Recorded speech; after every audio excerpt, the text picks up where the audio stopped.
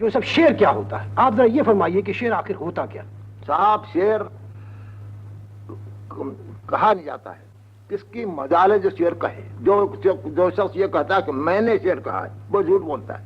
شعر اپنے کو کہلواتا ہے، ایک کیفیت کا نام ہے جو طاری ہوتی ہے، اور جب وہ کیفیت طاری ہوتی ہے تو ہمیں ہوش نہیں، ہم نہ کسی کے باپ ہیں نہ کسی کے بیٹے، ہمیں دنیا سے کوئی تعلق نہیں۔ وہ کیفیت ہے، کبھی آنسو آتے ہیں وہ شعر بن جاتے ہیں، کبھی تبسم آتا ہے وہ شعر بن جاتا ہے، کبھی حیرت ہوتی ہے وہ شعر بنتا ہے، کبھی فکر میں غوطہ لگاتے ہیں وہ شعر بنتا ہے۔ جو سب وہ ایک مغربی ادیب کا کہنا ہے کہ well then what is poetry, تو میرا ذاتی سا احساس بھی یہی تھا کہ ہم نے شعر کے بارے میں اتنی تعویلیں سنی ہیں کہ سب شعر یہ ہوتا ہے، شعر یہ ہوتا ہے۔ ایک حرف آخر آپ سے ہم چاہتے تھے کہ آپ شعر ہے کیفیت باطنی کے اظہار کا نام، اور وہ بجبر آتی ہے، جیسے الہام یا وحی کو سمجھ لیجئے، وہ ہمارے قابو کی چیز نہیں۔ لیکن جو سب شعر بہرحال ہمارے معاشرتی رویوں ہی سے پیدا شدہ ایک صورت ہوتی ہے۔ ہم اپنے معاشرے میں جہاں زندہ ہیں وہاں ایک سوشل بینگ ہونے کی حیثیت میں اپنے تاثرات تو باہر ہی کی دنیا سے لیتے ہیں، تو باہر کی دنیا کے جو اثرات شعر میں جھلکتے ہیں، تو کیا آپ اس کو شاعری نہیں کہیں گے؟ نہیں کہیں گے شاعری۔ باہر کے اثرات میں اگر ڈوب گیا ہے، واقعی پورے طور پر طاری ہوئے ہے، تو وہ ہوگی شاعری۔ یہ تو حکم نہیں لگا جا سکتا کہ یہ شاعری ہے یا نہیں ہے۔ شعریت جس کو، ایک تو پوئٹری ہے ایک پوئسی ہے، پوئسی اگر جو سب آپ کے ہاں یہ ایک بلند آہنگی جو ملتی ہے، یعنی مختلف روایتیں ہیں، یعنی بلند آہنگی کی روایت ہے، ہمارے یہاں شعور کی ایک روایت ہے، اور اس قسم کی جو روایتیں ہیں، تو بلند آہنگی جو ہے آپ کا ایک انداز کہنے کا، تو کیا آپ سمجھتے ہیں کہ یعنی شعر کو اگر اس بلند لہجے میں نہ کہا جائے تو وہ لوگوں تک پہنچے گا نہیں، یا وہ مؤثر طریقے پہ نہیں پہنچے گا؟ اصل میں ہوتا یہ ہے کہ خیالات اور الفاظ جس خاندان کے خیالات ہوں گے اسی خاندان کے الفاظ آئیں گے۔ جی جی۔ اگر آپ کے فکری خیالات ہیں تو وہ اسی خاندان کے فکری الفاظ کے خاندان کے الفاظ آئیں گے۔ آپ منظر کہہ رہے ہیں تو پھر زبان اور خیال کے خاندان الگ الگ بٹے میں، جس ٹولی کو لے کے چلیں گے اس ٹولی کے الفاظ آپ کے ساتھ آئیں گے۔ یعنی دانشوری کی جو روایت ہے وہ بھی تو ایک اپنی حیثیت رکھتی ہے۔ ہاں، تو دانشوری کی روایت میں بلند آہنگی شامل نہیں ہونی چاہیے کہ یہ ہم اس پر قدغن نہیں کر سکتے ہیں۔ خیالات کی رو اگر ہمیں بلند آہنگی مجبور کرتی ہے تو ہم وہی کریں گے، اور خیالات کی رو اگر بہت سیدھے مطلب ہندی کی طرف جا رہی ہے، ایک دھیما لہجہ بھی تو ہوتا ہے نا بات، وہ بھی ہے۔ ہم نے اپنی عمر گمائی سجنی پھر بھی ہاتھ نہ آئی، جی جی، یہ بھی شاعری ہے۔ جو سب یہ بتائیے کہ آپ کا مرتبہ جو شاعری میں ہے، کیا آپ سمجھتے ہیں کہ آپ نے جو کچھ بھی شعر کے حوالے سے کہنا تھا وہ آپ کہہ چکے؟ جی نہیں، میں نے اب تک محض شفق کو جو کچھ دیکھا ہے تو 75% جو میں نے دیکھا ہے جو اصل لیا وہ نہیں کہہ سکا ہوں، میں نے 25% کہا ہے۔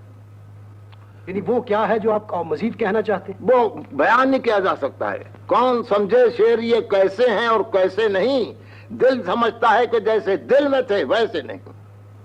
یعنی یہ کوئی اعتقادات کے حوالے سے آپ بات کہہ رہے ہیں؟ نہیں، بالکل کے حوالے سے؟ جو احساسات کی دنیا بہت بڑی ہے، الفاظ تو سواری ہیں ہمارے احساسات، بالکل بجا بے شمار خیالات اور احساسات ہیں، سواریاں انہیں کی نہیں ہیں، تو ہزاروں خیالات مفلوج ہو کے رہ جاتے ہیں، سواریاں نہیں ملتی۔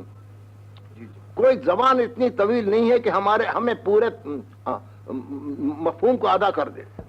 یہ بتائیے، ایک روایت ہمارے یہاں شعری ادب کی جو ہے وہ بھی ہے، کچھ جدید تحریکیں ہیں ہمارے یہاں پہ، تو آپ بنیادی طور پہ کیا سمجھتے ہیں کہ اس روایت کو آگے بڑھانے کا کوئی سلسلہ بہتر روایت سے آپ کا مقصد کیا ہے؟ یعنی جو شعری روایت ہمارے قدامت، یعنی ایک تو ماضی میں زندہ رہنے کا احساس ہوتا ہے، ایک ماضی کو آج کی زندگی میں بھی زندہ کرنے کا ایک احساس بہت سے لوگ لکھنے والوں کے ہاں ہوتا ہے، یعنی ماضی پرستی کہہ لیجیے انہیں۔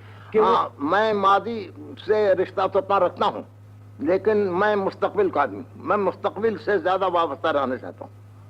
حال تو ہے ہی نہیں کچھ، حال تو ایک وہم ہے، حال محض وہم ہے، اور ماضی سے میں اس میں نہیں جاؤں گا کہ دول پیچھے کی طرف ہے گردش ایام، تو میں گردش ایام کو آگے لے جانا چاہتا ہوں۔ غزل، نظم، نظم کے بعد پھر آزاد نظم، اور اب تو نثری نظم کا زمانہ چل رہا ہے جو نوجوان لکھنے والے ہیں. تو شعر کا یہ جو سفر ہے اس میں اصناف کی تبدیلی جو ہوئی وہ ظاہر ہے کہ موضوعات کی ضرورت کے تحت ہوئی.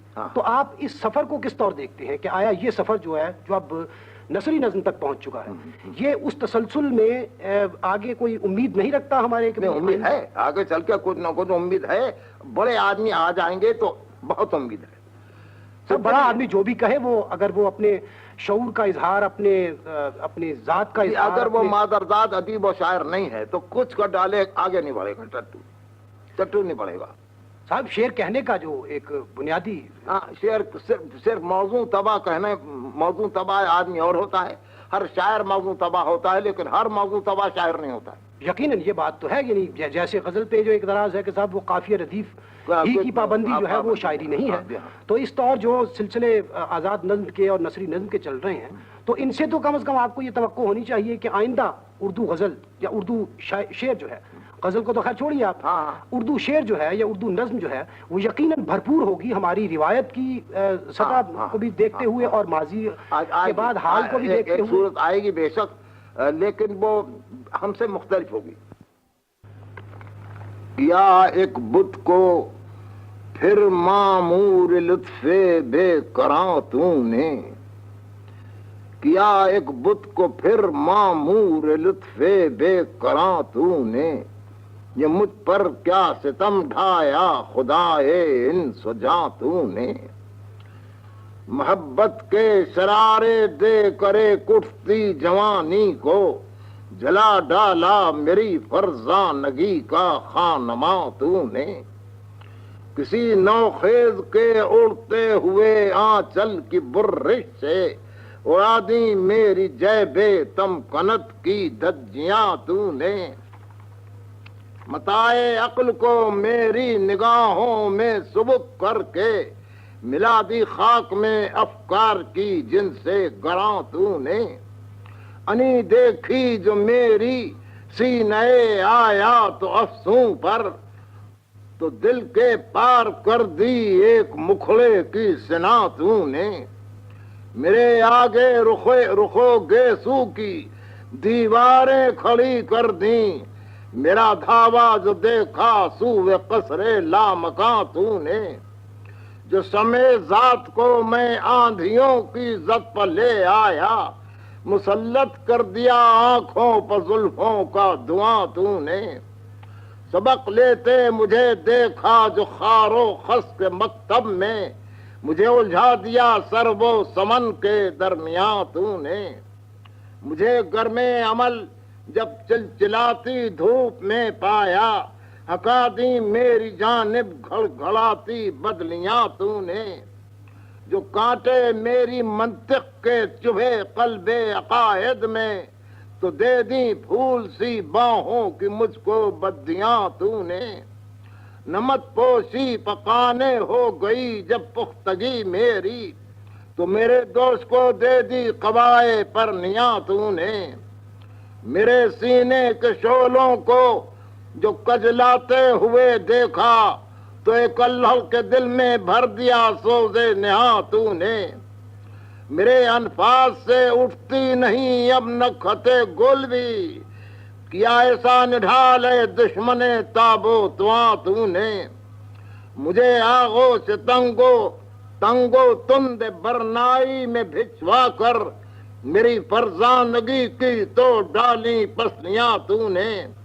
جو میں گرجا سرابے دی کے متوالوں کی عقلوں پر، تو مجھ کو بخش دی موسیقی آب رواں تو نے. جب آدھی راہ میں طے کر چکا اقلیم حکمت کی، تو پہنا دی مجھے زلف رسا کی بیڑیاں تو نے. مقفل کر چکا میں در جب ایمان سماعت کا، تو نازل مجھ پر کر دی ایک کنیلی نغمہ خواں تو نے. میرا پتھراؤ جب دیکھا فراز عرش کرسی پر، تو دل میں کھول دی میرے نگینوں کی دکان تو نے.